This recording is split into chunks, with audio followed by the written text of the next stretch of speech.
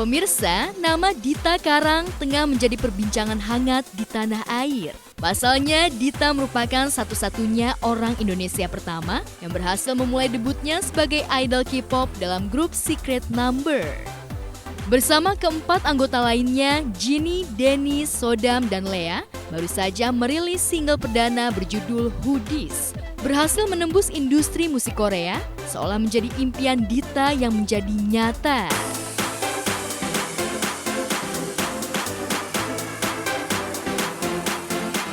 Ya, perjuangan Dita untuk bisa menembus industri musik Korea dan menjadi idol tentu tidak mudah. Banyak rintangan yang dihadapi Dita. Sebelum ke Korea, Dita pernah mencoba peruntungan di negeri Paman Sam yang terkenal dengan Broadway namun gagal.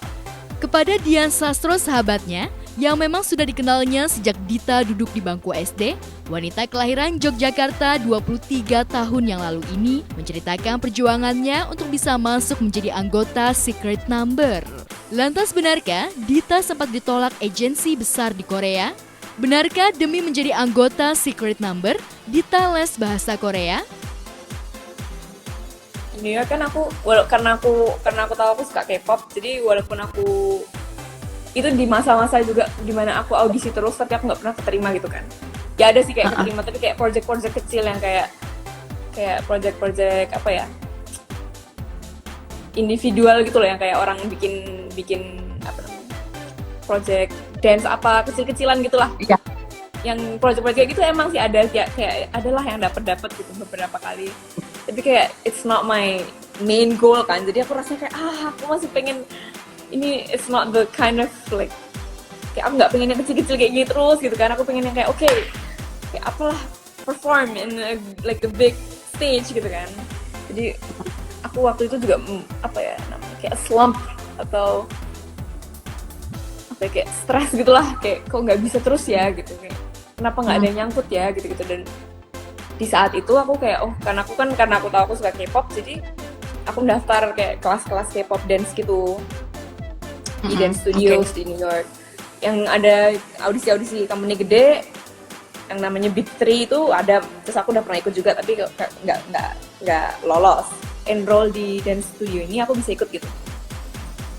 Jadi ikutlah aku audisi itu, terus diantara semuanya si Fine ini bilang kalau interested tapi setelah itu nggak ada kabar sebenarnya. Selagi aku ikut 1 Million Dance ini, aku audisi lagi, terus akhirnya diterima lah. Saat itu juga les bahasa di sini, setiap hari aku les bahasa.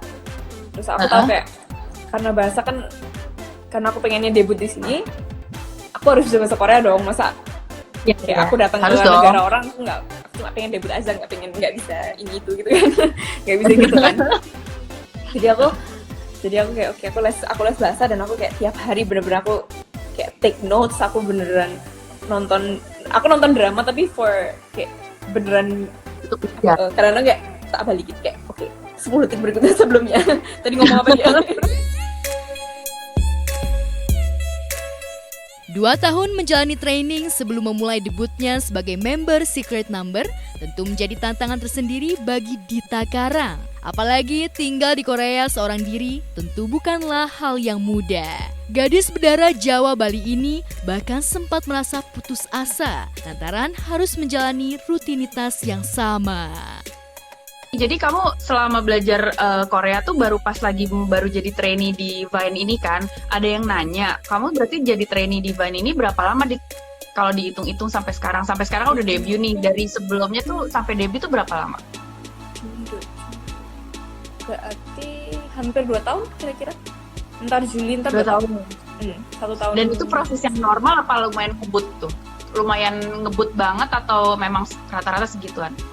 Rata-rata segitu sih, kayak yang normalnya ya. Tapi di member-memberku juga ada yang udah 7 tahun, ada yang udah 4 tahun gitu-gitu. Jadi kan kita juga pernah tahu ada beberapa bintang yang mungkin ada yang sampai terpengaruh secara psikologis. Pendapat kamu kayak gimana, Dit? Kamu sebagai orang yang juga pendatang gitu ya dari Indonesia yang mungkin pasti banyak beradaptasi. ada ketakutan nggak sih? Terus kira-kira bagaimana semangat kamu untuk menghadapi kemungkinan-kemungkinan yang mungkin paling jelek yang bisa dihadapin gitu loh, secara pressure psikologis gitu loh. Kira-kira seberapa siap sih kamu gitu? Menurut aku bener kayak capeknya tuh bener karena kayak, dan yang aku merasakan, aku juga udah ngedance dari dulu. Aku kira aku bakalan capek fisik. Ternyata capek mentalnya lebih banyak. Oh gitu. Iya, jadi kayak, Lebih gede hati ya. Sejak memulai debutnya sebagai idol K-pop, tentu saja membuat jadwal Dita semakin padat. Tak heran Dita hanya memiliki waktu sedikit untuk bisa beristirahat. Jadwal kamu sehari tuh kayak apa sih? Misalnya bangun pagi jam berapa? Terus ngapain? Terus sampai kamu tidur tuh ngapain aja urutannya? Boleh cerita nggak ke kita? kalau tidur, Pagi nih bangun jam berapa? bangun Pagi bangun jam jam 3 jam 3 pagi. pagi. Jam 3 pagi. Jam 3 pagi Ngapain? bangun. Ke salon. Sahur. Sahur. Salon. Ke salon. Make up. Salon. Itu tiap Iya. hari. Selama aku debut nih tiap hari jam 3 atau jam 4 gitu. Besok sih jam 4, jadi bisa tidur dikit. Bangun, terus habis aku mandi dulu segala macam, siap-siap, terus aku ke salon, make up, hairdo, terus biasanya 3 jaman gitu make up hairdo untuk berlima kan. Terus habis itu aku ke music broadcasting building itu. Lama tinggal di Korea membuat Dita sudah fasih bahasa Korea. Lantas seperti apa reaksi Dita saat ditantang Dian untuk berbicara bahasa Jawa serta Korea? Ada yang request kamu ngomong bahasa Korea, kedua kamu ngomong bahasa Jawa. Ayo dong ngomong aja apa kayak gitu. Saiki wes debut karo kanca-kancaku ning Secret Number. Piye perasaane? Piye perasaane? Yo seneng, campur aduk Pak. Seneng yo, heeh. Deg-degan. Deg-degan yo, heeh.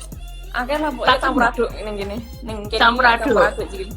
네, 안녕하세요. 리타입니다. 저는 첫 데뷔한 인도네시아 걸그룹 멤버인데요.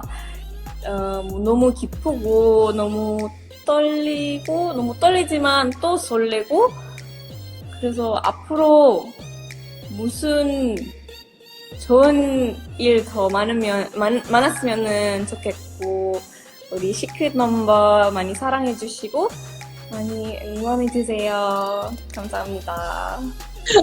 Aku terharu.